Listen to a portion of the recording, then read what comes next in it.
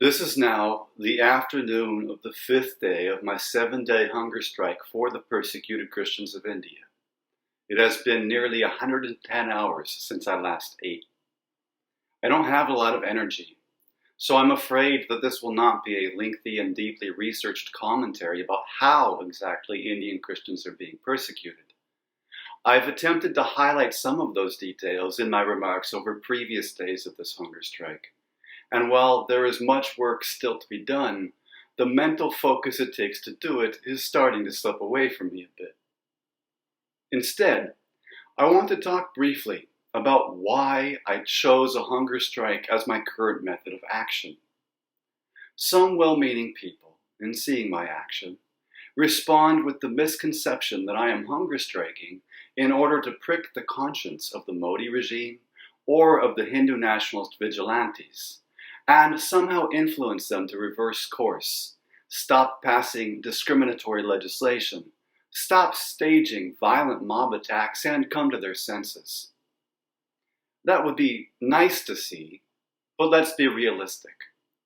I understand that the Modi regime and its violent vigilantes don't spare a passing thought for some random American living literally on the other side of the world who objects to their evils. Nor would they care any more if I were an Indian staging this hunger strike in Delhi itself. They have well proved themselves to be cruel and merciless, with deadened consciences and hearts hardened to the cries of even their own people. No, my motives for hunger striking are very different.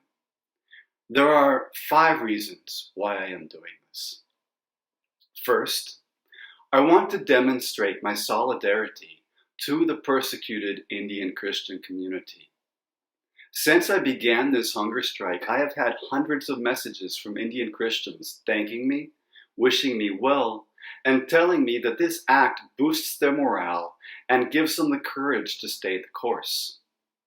I'm not the one living under an oppressive regime. They are the ones.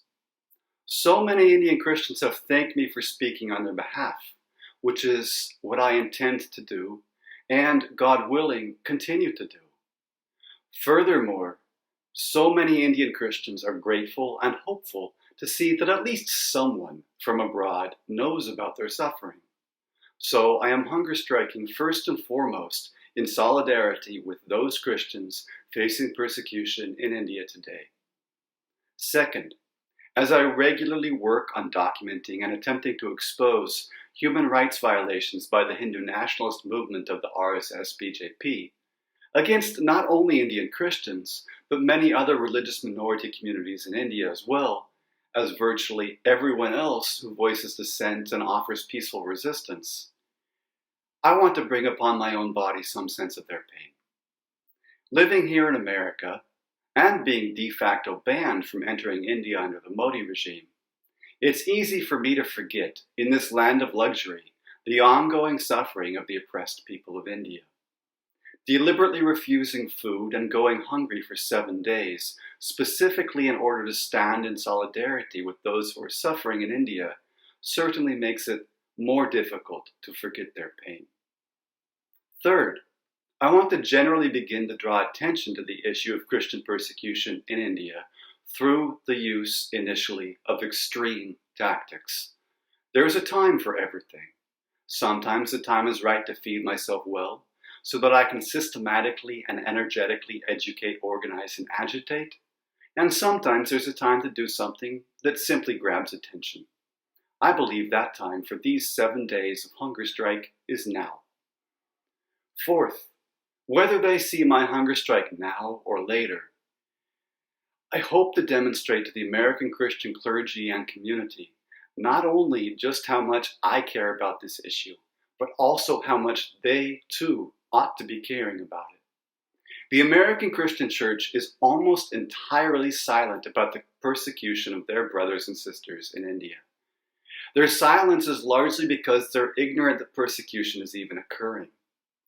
Going forward, I want them to see that at least one American Christian not only knows about the issue, but judges it to be an issue of such gravity that it's worth acts of self-denial. Priests, pastors, elders, deacons, laity, will you listen? Fifth, I want to set the stage for implementing my plans to intensely focus my attention on this particular issue for quite some time this year, including especially by reaching out to the American Christian community, in the hope that I can help open their eyes and touch their hearts to pay even just a moment's attention to what's happening to their brothers and sisters in India. Indian Christians, from everything they've told me, need and want someone in America to speak out for them. I intend to do that, at the very least. Let this be the start of it.